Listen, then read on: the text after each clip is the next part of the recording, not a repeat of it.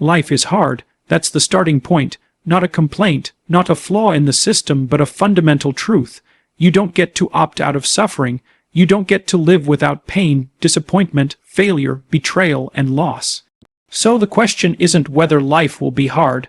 The question is, what are you going to do about it? See, we like to believe that we're victims of circumstance, and in some ways we are. You're born into a particular family, with a particular biology, in a particular time.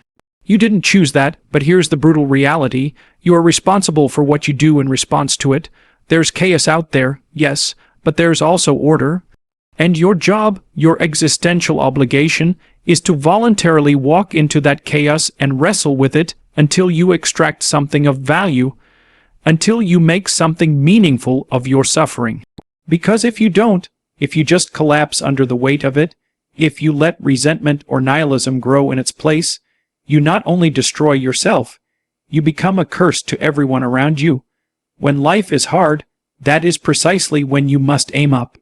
That's when you get your damn act together. That's when you stop lying to yourself. That's when you clean your room, not just literally but metaphorically. You put your soul in order, you set your house in order. You become the kind of person that can bear the burden of being, because the alternative, that's hell, and not some abstract theological hell. I mean the real, tangible hell that people create when they refuse responsibility, when they blame the world, when they lie and cheat and manipulate to avoid facing the truth. That's the hell of broken homes, broken nations, and broken spirits. But here's the good news, if you can call it that, you're capable of so much more than you think.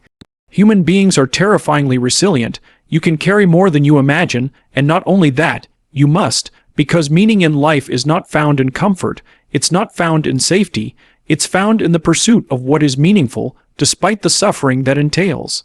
You take responsibility, you tell the truth, you confront what you're avoiding, you adopt the heaviest burden you can reasonably carry, and maybe even more than that, and something remarkable happens, you start to matter. You become someone others can rely on, you develop strength, competence, character.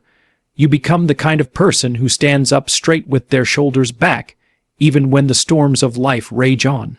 And maybe, just maybe, you'll find that in bearing the weight of your suffering voluntarily, you transform it. You turn tragedy into triumph. You bring order to chaos. You create beauty where there was only pain. So when life is hard, good, that's your opportunity. That's your call to adventure. Face it, confront it. Don't back away. Because in that struggle, in that voluntary embrace of responsibility, you will become who you were always meant to be. Life is suffering, that's not pessimism, that's reality, and it's not meant to depress you, it's meant to wake you up. There's no avoiding pain in life. People you love will die, you'll fail, you'll be betrayed, humiliated, overlooked. You'll make mistakes that haunt you for years, and even when everything seems to go right, the threat of loss is never far away. That's the fundamental condition of existence. To pretend otherwise is to live in a fantasy. And if you build your life on a fantasy, you're going to be crushed the moment reality breaks through. And it will. Now, most people don't want to hear that. We're told to stay positive, to manifest good vibes, to avoid anything that sounds negative. But refusing to look suffering in the face doesn't make it disappear, it makes you weaker, because suffering is coming, and if you haven't prepared for it, if you haven't accepted its inevitability, then you'll fall apart when it arrives. You'll collapse, or worse, you'll grow bitter.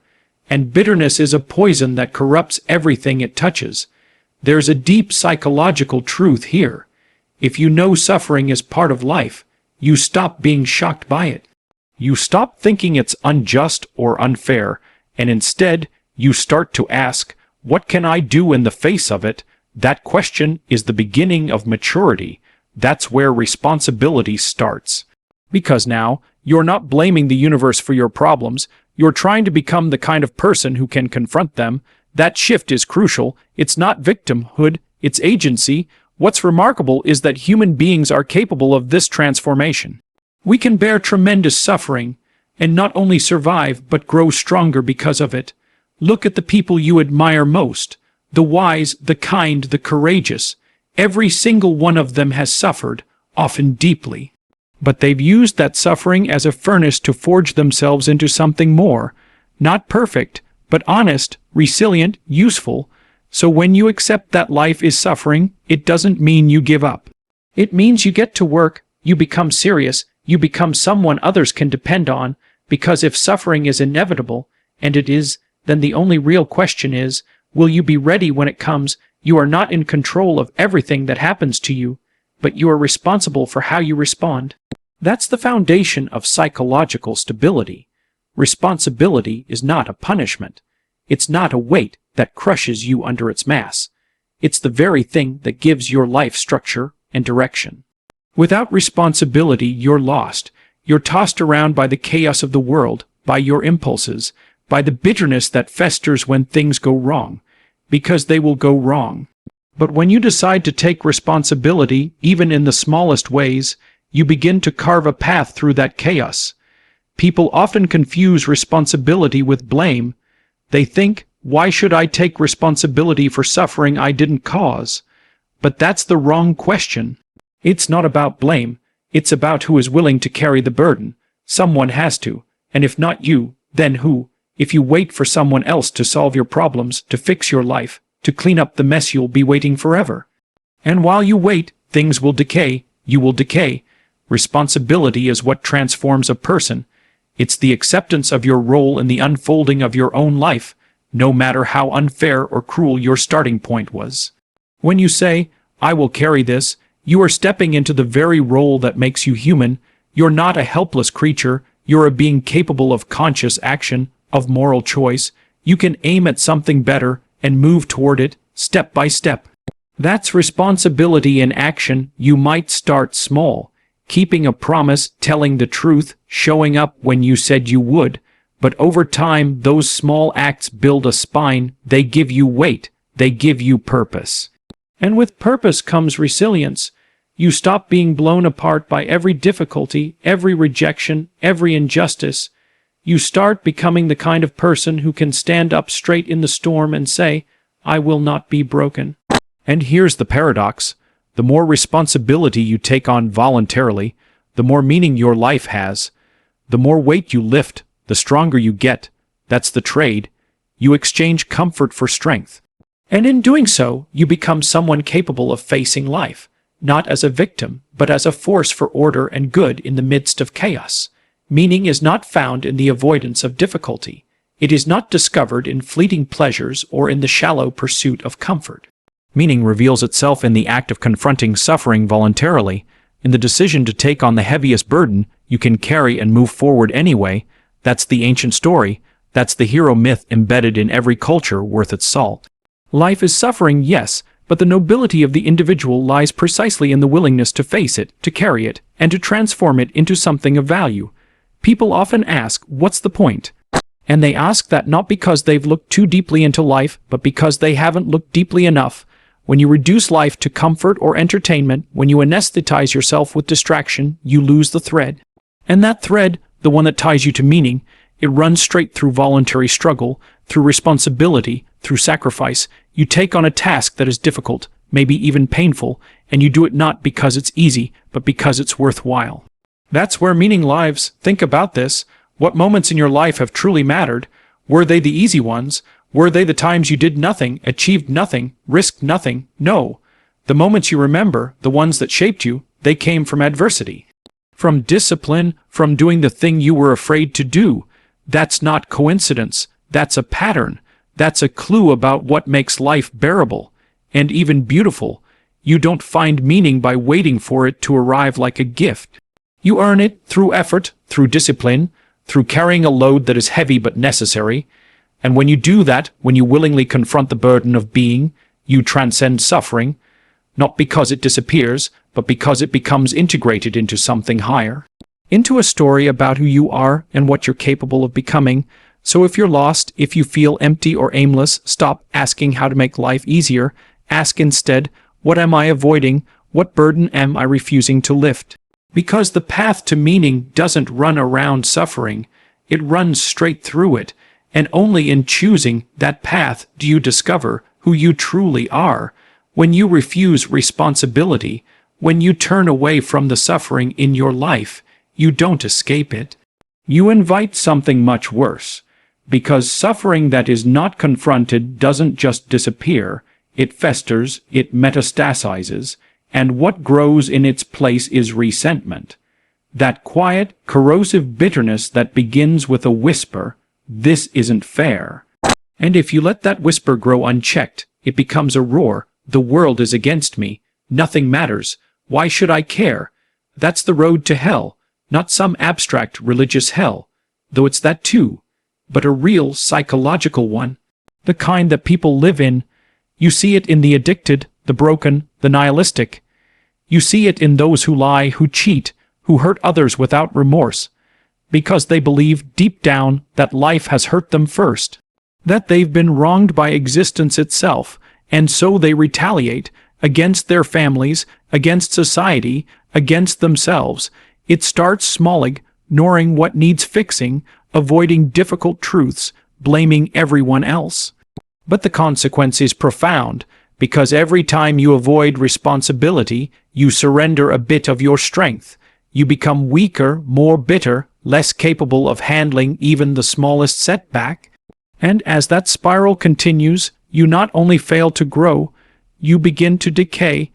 Here's the brutal truth: if you do not take responsibility for your suffering, you will make others suffer because of it.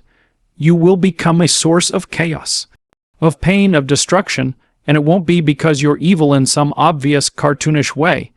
It'll be because you didn't face what was in front of you. You refused to carry your burden, and so you made others carry it for you. That's a form of moral cowardice, and it's alarmingly common, but the terrifying part is that this path is always available. At any point you can say, "To hell with it." You can give up, blame everything, burn it all down, and the world will pay the price for your refusal. So what's the alternative? Take responsibility, even if it hurts, even if it's unfair, even if the burden is more than you think you can bear. Because the alternative is resentment, and that path leads nowhere but darkness. You either carry your cross voluntarily, or it crushes you while you scream at the sky. Choose. If your life is falling apart, or if the world feels like it's collapsing around you, the first thing to do is not to try to fix everything out there. That's a mistake. That's hubris. The place to start is small. Local, immediate. Start with yourself. Start by putting your own house in order, literally and metaphorically. Clean your room. Pay attention to the details of your life. Make your bed. Sort out your finances. Tell the truth. Show up on time. Stop avoiding what you know you need to face. These aren't trivial acts. They're the foundation of stability. People say, "That's not enough. The world's burning, and you want me to clean my room." Yes. Exactly that. Because if you can't even bring order to your own space, what makes you think you can impose order on the broader world? How can you aim to fix a broken system, a broken culture, or a broken nation if your own life is in chaos? You can't, and worse, you'll make things worse. Because disordered people create disordered solutions that magnify the very problems they claim to solve. Bringing order to your life means voluntarily confronting the parts of yourself that you'd rather ignore. It means admitting where you've failed, where you've lied, where you've allowed resentment and laziness to grow unchecked. That's painful, it's humiliating, but it's also redemptive, because through that process, you become someone real. Someone grounded, someone others can trust and rely on, and once you've established order in your own life, you can begin to extend it outward, to your relationships, your career, your community, but that only works if you're standing on solid ground. You need a foundation, otherwise the chaos will consume you, and worse, it'll spread through you. This isn't about becoming perfect. It's about becoming better, more capable, more disciplined, and that starts with taking responsibility for everything you can control, no matter how small. In fact, especially the small things, because the discipline of managing the micro prepares you to shoulder the macro. That's where strength is forged, in the ordinary, daily battle to bring order to your corner of existence. Start there, set your house in order. It might not change the world overnight, but it will change you, and that's the only place change ever really begins. You're stronger than you think, much stronger.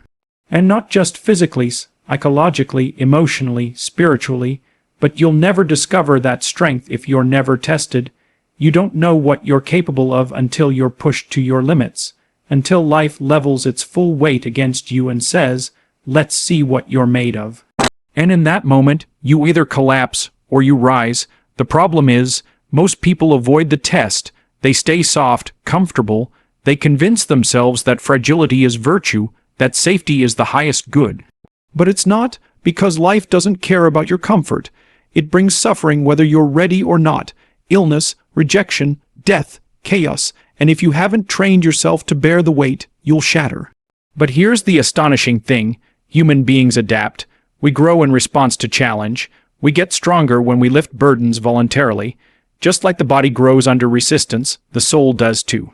When you pick up a responsibility you think is beyond you, and carry it anyway, you discover something terrifying and awe-inspiring. You can endure more than you believed possible. You see this in people who have survived tragedy, not just survived, but grown wiser, deeper, more grounded.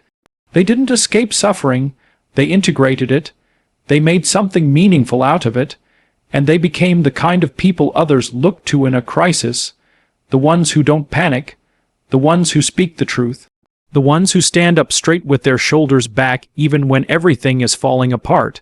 That's who you can become, but only if you stop telling yourself you're too weak, only if you stop shrinking from pain and start facing it head on. And no, it won't be easy. It's not supposed to be easy. It's supposed to be worthwhile. That's the point. You don't want an easy life. You want a life that's meaningful, and meaning is found on the other side of difficulty. So take on the burden, carry it, and when it gets heavier, don't run, grow stronger. You're not some fragile thing, doomed to be broken by the world. You're a being forged in fire, capable of carrying the unbearable with dignity and grace. But only if you try, only if you dare to see what's truly possible.